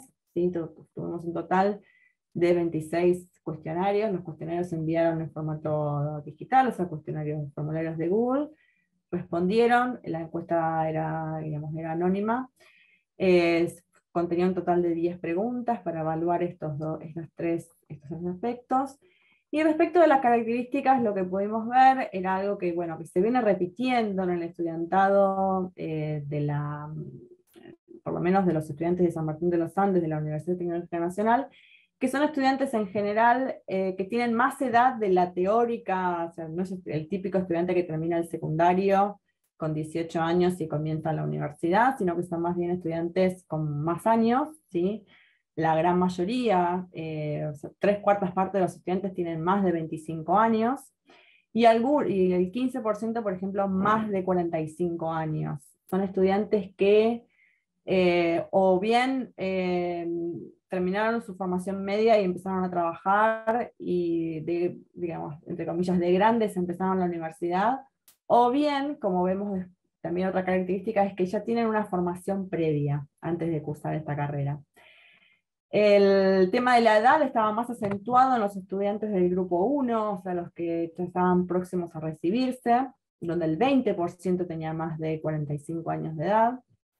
Y respecto al nivel educativo, lo que podemos ver es que tenemos básicamente estudiantes, también un poquito menos de las 3/4 partes, son estudiantes que tienen alguna experiencia en el ámbito de la educación superior, ¿sí? Porque o bien comenzaron una carrera terciaria, o bien comenzaron una carrera universitaria, y la terminaron o no, ¿sí? O sea, solamente el 27% tenían el secundario completo, los demás tenían algún tipo de experiencia universitaria, y había un 27% de estudiantes con universitario completo, o sea que esta carrera que estaban haciendo era la segunda. En sintonía con estas dos cuestiones, la situación laboral de nuestros estudiantes es básicamente la de estudiantes que estaban trabajando, o sea, estudiantes de tiempo parcial, porque estaban desarrollando actividad laboral, trabajando de manera regular 40 o más horas, casi la mitad. Y también una característica que se acentúa más en los estudiantes del grupo 1, que como dijimos también son también los estudiantes de mayor edad. Había solamente un 4% de los estudiantes, perdón, un 16% de los estudiantes que no trabajaba, ¿sí? De ellos algunos buscaban trabajo, y solamente uno que no buscaba trabajo. Bueno, respecto del vínculo entre la formación superior y el desempeño profesional, lo que pudimos ver es que la mayor parte de los estudiantes de esta carrera estudiaban en la universidad por motivos vocacionales. En este caso fue, digamos, casi el 69% se inscribió para cursar la carrera por motivos vocacionales.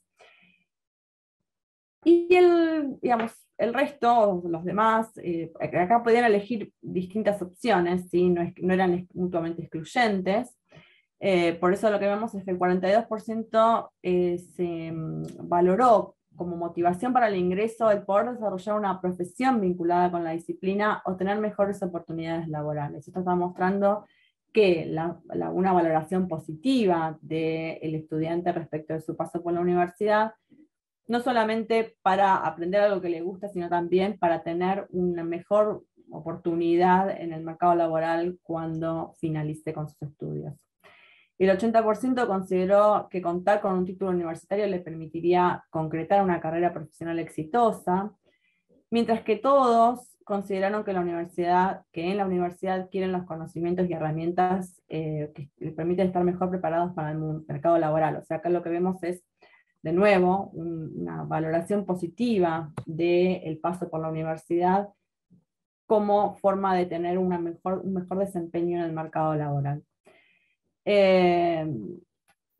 Resultado que a su vez se refuerza con este que viene después, que es que prácticamente también, en totalidad, el 92% considera que la situación laboral va a mejorar luego de la graduación universitaria, ¿sí? Este resultado es muy contundente, porque bueno, como bien sabemos, la situación laboral no depende solamente la formación y del desempeño de los estudiantes, sino de un conjunto de factores que tienen que ver con la economía general, con el desarrollo económico de la zona donde están insertos, con la situación del mercado laboral específico, ¿sí? Particularmente con esta carrera lo que se da, tanto en las dos zonas donde estamos analizándola, es un fuerte desarrollo de todo el sector de energías alternativas, de energías renovables, y esto también está influido, digamos, por este resultado tan positivo de la expectativa respecto de la situación laboral de los egresados.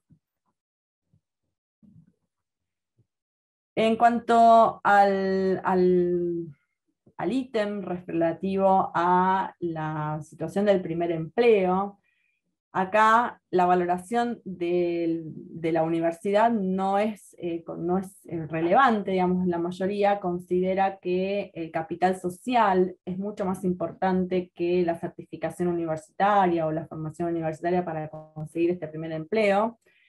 El 46% en concreto considera que el factor más importante para conseguir el primer empleo son los contactos personales, solamente el 15% considera que lo es el título universitario. Y esto tiene que ver también con la característica de la población que comentaba antes, ¿no? La mayoría ya está trabajando, la mayoría ya tiene una experiencia laboral y ya tiene una formación universitaria previa.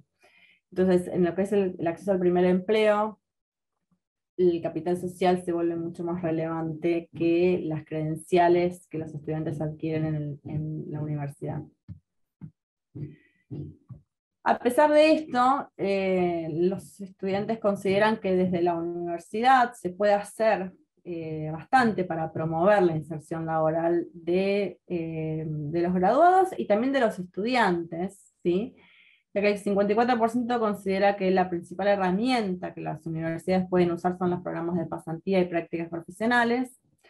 Esta carrera en particular tiene una instancia de práctica profesional al final, ¿sí? Que les permite a los estudiantes desarrollar una experiencia práctica concreta en un ámbito de trabajo o en un ámbito de un proyecto de investigación concreto con una aplicación práctica directa.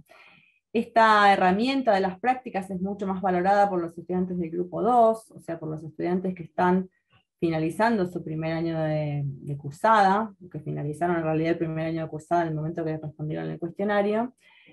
Y entre los estudiantes del grupo 1, la mayor valoración se dio a las capacitaciones cortas en temas específicos, ¿sí? Esto tiene que ver con el hecho de actualizar los conocimientos, de complementar los conocimientos que reciben en la universidad con otros vinculados con las habilidades requeridas específicamente en los ámbitos laborales, como talleres específicos en lo que son las tecnologías blandas, de capacitaciones que tienen que ver con formación complementaria, ¿sí? Que les permiten mejorar su inserción laboral. Como conclusiones, mencionar antes de ir a las conclusiones directamente, que este trabajo lo que hicimos fue ver las valoraciones de los estudiantes. En general, los trabajos que tratan el tema de la universidad y el mundo laboral se centran en los egresados, ¿sí? Ver qué pasa con la trayectoria de los egresados cuando terminan la universidad. Acá lo que quisimos ver es qué pasa con los estudiantes, cómo percibe el estudiante ese vínculo entre la universidad y el mundo laboral, para ver, bueno, qué le puede aportar la universidad, más allá de la formación que allí reciben, y cómo se puede trabajar en medidas concretas que permitan generar una mayor interacción entre lo que pasa en la universidad y lo que le pasa a este estudiante aún antes de recibirse, cuando ya ingresa en el mercado laboral.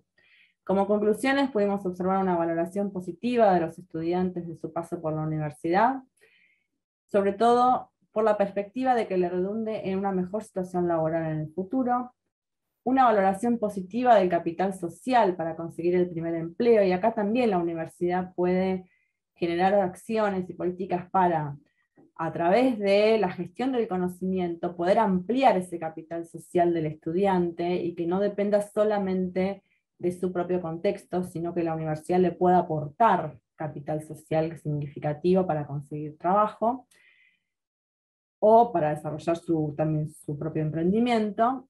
Y finalmente, la valoración positiva de las pasantías y las prácticas profesionales como herramientas para mejorar la inserción laboral. En esto hay muchas carreras que la tienen dentro de su currícula y hay muchas otras que no. Y más allá de tenerlas o no en lo que es la formación obligatoria, son herramientas válidas que las universidades pueden trabajar para mejorar la inserción de los estudiantes y de sus futuros graduados. Bueno, muchísimas gracias. Espero que haya sido un aporte interesante, y cualquier consulta estoy a disposición. Bueno, muchísimas gracias, María Marta, por acercarte nuevamente al Congreso Interfaces. Muy interesante también en estas conclusiones que decís, lo del capital social, ¿no? También es fundamental, es una de las cuestiones más importantes, que ahora también con la virtualidad también se modifica, ¿no? Vinculando ambas temáticas. Bien, bueno, nos quedan unos minutos por si alguien tiene alguna consulta para hacer alguno o alguna de las expositoras. O para comentar alguna conclusión final que haya tenido, se le haya planteado, digamos, durante este tiempo compartido. No sé si alguien quiere consultar o comentar algo.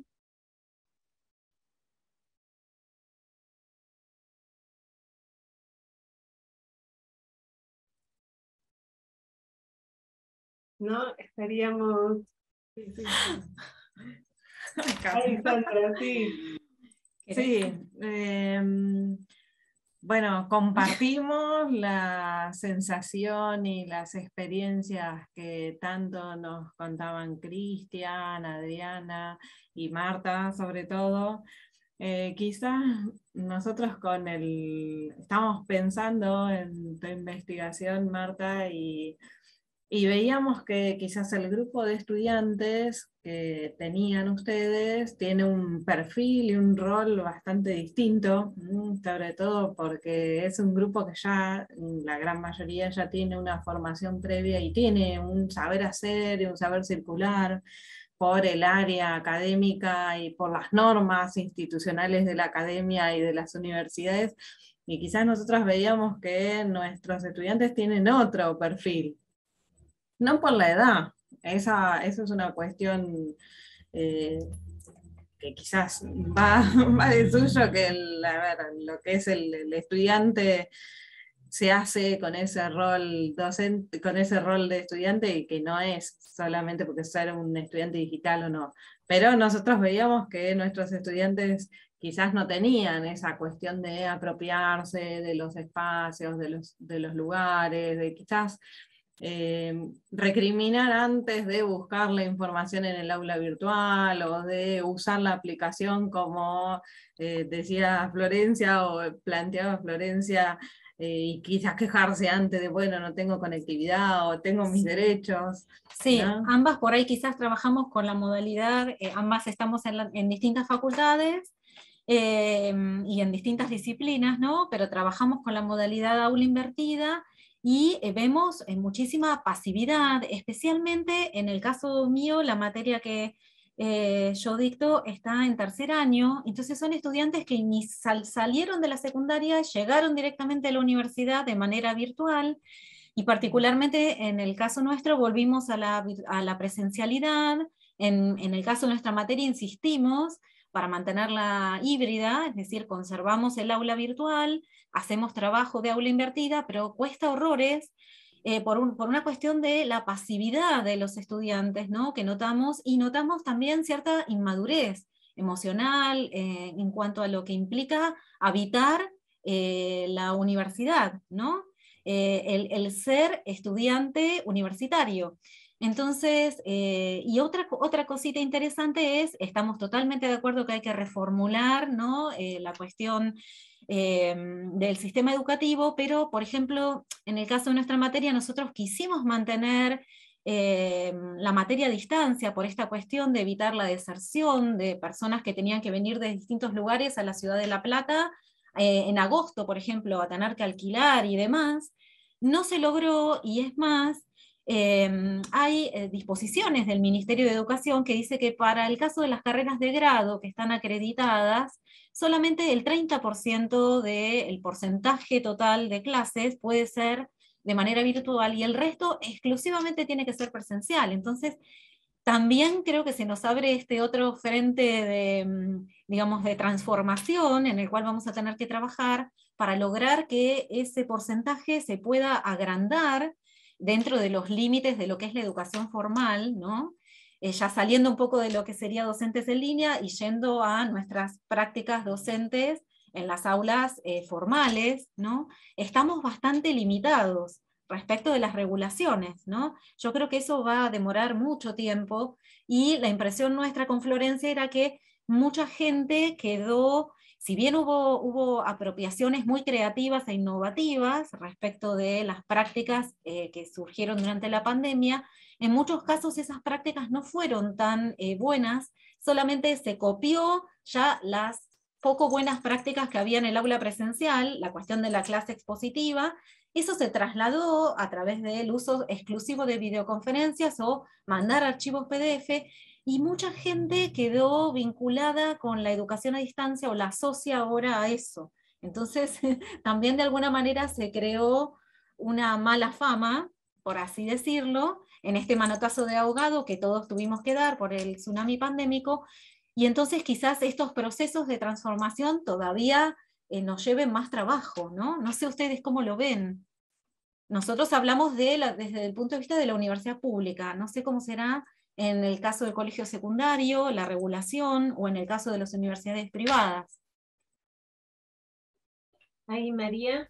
Sí, sí, a ver, respecto de los estudiantes y la pasividad, coincido con vos. Nosotros, bueno, yo particularmente doy clases en la extensión áulica, di clases en esta carrera de energías renovables y di clases en otras carreras donde el perfil etario y característica de los estudiantes era diferente, y era más el estudiante típico universitario que salió recién del secundario y demás, y este tema de pasividad lo vi claramente en esta carrera en particular, como analizamos. Hay un perfil etario más grande, porque también San Martín, pasa algo acá como, digamos, que es una característica de la ciudad chica. Acá los estudiantes en general, los que tienen mayor poder adquisitivo, se van a estudiar a Buenos Aires, o a La Plata, o a Córdoba, o a Rosario, porque además hay mucha gente que vive acá que tiene parientes en estas localidades, entonces como que terminan la secundaria acá y se van a estudiar afuera. Y los que se quedan acá en general son estudiantes o que tuvieron experiencias, trayectorias fallidas en universidades de otras provincias, o bien no se pudieron ir a estudiar por motivos laborales, por motivos familiares o por motivos económicos. Entonces, en general, es un estudiante que realmente hace el esfuerzo del cursado presencial y de lunes a viernes 5 horas por día, porque tiene alguna motivación intrínseca, sea vocacional o sea instrumental, porque quiere el título para algo, ¿sí? Entonces, ahí ya se vislumbra una diferencia, un quiebre con otro perfil del estudiante que, bueno, se anotó en la universidad porque terminó el secundario y algo tiene que hacer, por decirlo de una manera cotidiana. Respecto de la presencialidad y la virtualidad, como vos decías, me tocó trabajar varios años en el Ministerio de Educación de la Nación y de la Ciudad de Buenos Aires, y lo que pude observar es que en general las regulaciones van siempre por detrás de lo que marca la realidad y lo que marca la práctica. Entonces, de alguna manera, se van adaptando de a poco. Por contar una anécdota personal, trabajé varios años en la CONEAU. La CONEAU al principio no quería acreditar carreras virtuales, carreras a distancia, y después lo hizo, y de hecho lo hace y acredita los sistemas integrados de educación a distancia. Y yo creo que eso es un proceso que va a llevar un tiempo. No creo que sea demasiado tiempo. Sinceramente creo que la realidad y las demandas sociales en cuanto a formación y demás están haciendo que las regulaciones se vayan adaptando lento, pero a un paso continuo. Y todos estos años de pandemia y de virtualidad forzada, como le digo yo, nos hicieron ver que hay muchísimas cuestiones que se pueden abordar de este modo, y aún ese 30% que está permitido antes ni se planteaba como posibilidad, y hoy se plantea, y bueno, tendremos que seguir con este tipo, digamos, de reflexiones, de investigaciones y de eventos y demás, donde se visualice que esto es necesario y que hay otras maneras de abordar el trabajo académico de manera seria, de manera comprometida, y generando en definitiva el impacto que se busca, que es el de mejorar las oportunidades digamos, para todos, de mejorar el acceso a la universidad y de mejorar la formación de nuestros graduados para beneficio de toda la comunidad. Bien, para terminar, concluimos con Florencia Pisani y Adriana Mayo, sí que tienen también algo para comentar. Florencia, te escuchamos.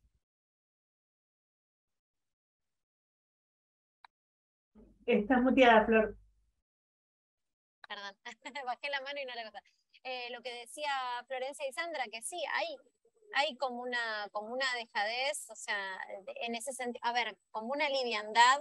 Nosotros vemos que estamos teniendo problemas terribles en tercer año, porque son chicos que salieron de un 7º grado normal, primer año virtual, donde muchas escuelas directamente no se conectaron o no hicieron el esfuerzo, o también cuando desde el Ministerio de Educación, en su momento, en plena pandemia, en el mes de mayo, el ministro dice, aprobaron todos igual el año, que fue un golpe que nos mató a todos nosotros en el nivel medio, porque a partir de que se dijo ese anuncio, se dejaron de hacer cosas, y el año pasado, cuando se podía llegar a volver a implementar de vuelta y arreglar las cosas, dijeron, bueno, pero ahora van a pasar las del 2020, no cuentan para pasar, y pueden llevarse hasta 4 materias. Y ahora tenemos estos chicos en tercer año que la verdad la están pasando muy mal, lo cual habla de que no hubo un análisis, digamos, de la situación didáctica, y eso pasa cuando toman decisiones personas que no saben bien cómo se maneja una escuela secundaria o cuáles son las cosas, sacando lo que es el tema de política con educación. Siempre es muy difícil que haya un ministro de educación realmente que sepa de educación. Pero el problema es eso, que hay...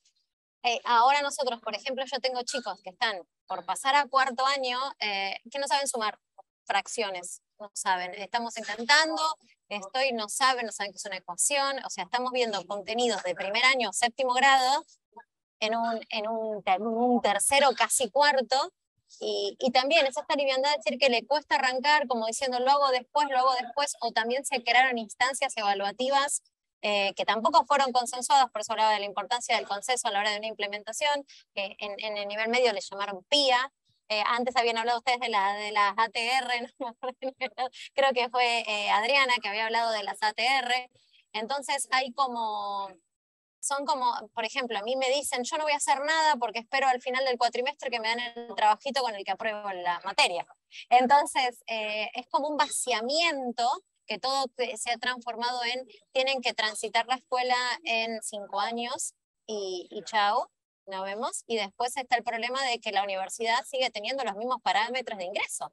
Entonces, no hay práctica de responsabilidad, no hay práctica educativa. Entonces, cuando uno quiere hacer, el primer golpe se lo dan el que hace el CBC, bueno, de ahí, del día 0, porque la práctica estamos mal. Y lo mismo, bueno, si va a una universidad privada, también el primer golpe se lo va a dar porque no estamos en un nivel de contenido. Yo por lo menos estoy hablando de la situación de la capital, no estamos en un nivel de contenidos.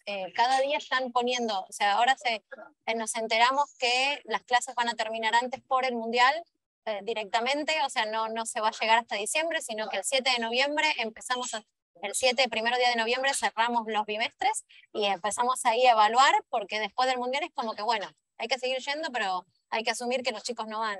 Entonces hay como un doble discurso de que nos importa la calidad, y ahí está el tema. Tiene que haber realmente si para calidad no es calidad no es cantidad, o sea, uno puede ir 400, 365 días a la escuela si quiere, pero si no va a hacer nada, no tiene sentido. Si enseñamos que cada vez hay salidas alternativas, Ese es el problema que estamos teniendo, o sea, lo que yo por lo menos estoy notando y mis colegas en el tema de la construcción. Y eso impacta mucho los primeros años de la universidad. Yo no sé cuánto será la tasa ahí, lo puede decir María Marta, pueden decir las chicas que están en el Instituto de Profesorado, a ver. Bien, Adri se volvió a cortar, pero le voy a dar la palabra a Adriana Mayo porque estamos cortas de tiempo. Así escuchamos, creo que Adriana también trabaja a nivel universitario, así que quizás puede también... Sí, cortito porque ya veo que estás mirando el reloj ahí desesperadamente. Nosotros trabajamos en una facultad de ingeniería y somos docentes de inglés. Y inglés es una acreditación, o sea, los estudiantes la pueden cursar en primero, segundo, tercer año. Y bueno, es un primer año muy atípico de tomar y pensar que va a haber una alternativa. Por la virtualidad, nada, es preocupante y hay que analizar. Yo creo que la quedó pandemia colgada, quedó Florencia ahí en delay. Ahí está, te escuchamos. Se me fue, perdón. Ahí está, listo. Quería decir eso nada más, que hay que volver a reenfocarse en lo que es la importancia de la educación, pero la importancia de la calidad propiamente dicha, ¿no? Eso. Gracias, Flor. Perdón, Adriana, sí, te escuchamos. Bueno, estaba diciendo que los estudiantes pueden cursar inglés en primero, segundo, tercer año porque la tienen que acreditar en cuarto. Entonces nosotros también este año notamos la pasividad de los estudiantes y estamos diciendo son estudiantes de la pandemia, o sea, o egresaron del secundario el último año en pandemia o entraron a la universidad virtual. Y esto que hablaban de las regulaciones y de las decisiones, en este país las decisiones se toman muy bruscamente, sin analizarlas, porque tanto a nivel nacional como a nivel provincial dijeron, mañana empezamos todo virtual por la pandemia, y también se hizo ahora, mañana volvemos a la presencialidad plena. Acá no se analiza, directamente se decide. Y el tema de las regulaciones que siempre vienen muy atrasadas. Me encantó escucharla a María Marta que decir que ella trabajó en la CONIAU. Nosotros luchamos muchísimo con la CONIAU porque en el año 2008 queríamos queríamos que nos aprobaran una carrera, una especialización en el uso de las tecnologías de la comunicación y la educación, junto con una carrera que se dictaba junto con México, toda presencial en el año 2008. Ustedes no se imaginan lo que padecimos, este hecho de que todavía acá ni siquiera se estaba pensando en dar algo todo virtual. Bueno, nos ganaron por cansancio, la dimos a la carrera 3, 4 años cuando era de TIC, era de educación, eran contenidos que se tenían que actualizar a los 2, 3 años, porque vieron cómo es el tema de la tecnología. Imagínense que a los 2 o 3 años, para poder actualizar los contenidos de alguna de los módulos que se daban en la especialización, teníamos que volver a entrar en una acreditación de CONIAU. O sea que nos ganaron por cansancio. Y así está pasando ahora, o sea, estamos los que innovamos, estamos los que nos preocupamos y estamos sujetos a las regulaciones. Por ejemplo, nosotros ahora en ingeniería, las ingenierías acreditan en el 2023. Nos están preparando ahora para las nuevas planificaciones que exigen para acreditar las ingenierías y eso. Pero yo no sé si se ha contemplado, la verdad que no lo sé, de acreditar algo virtual o semipresencial. Yo entiendo que no. Las ingenierías siguen siendo presenciales, entonces por más de que luchemos, podemos lograr algunas cositas híbridas y encima así disfrazadas, porque no podemos decir mucho porque están acreditadas de manera presencial. Eso nada más. Gracias, Andrea. Gracias.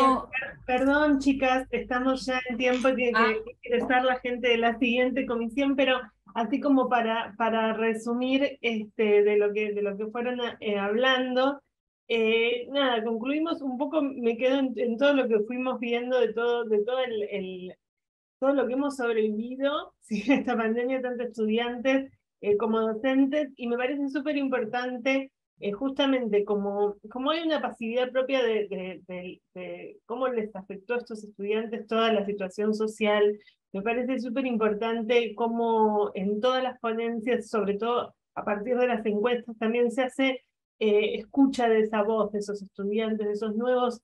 Sí, yo creo que son un poco nuevos estudiantes porque estuvieron afectados por la pandemia y sobre todo, para esto que preguntaban también de la universidad, si la universidad no hace, no hace el cambio de bajar la vara, y esto afecta mucho. Los estudiantes de primer año se dan un golpe fuerte, esto los que tenemos estudiantes en primer año lo vemos, esto que comentaba Flor, así que bueno, me parece que justamente lo que estamos haciendo acá es súper importante porque es reflexionar sobre cómo, cómo hacernos cargo de lo que no se están haciendo cargo un montón de otras personas, y bueno, yo le agradezco mucho a la universidad y sobre todo a todos ustedes porque en estos espacios aprendemos, pensamos, debatimos, siempre quedan cortos de tiempo, pero bueno, como pasó con María y un par más, pueden volver a Interfaces que serán súper bienvenidos y bienvenidas.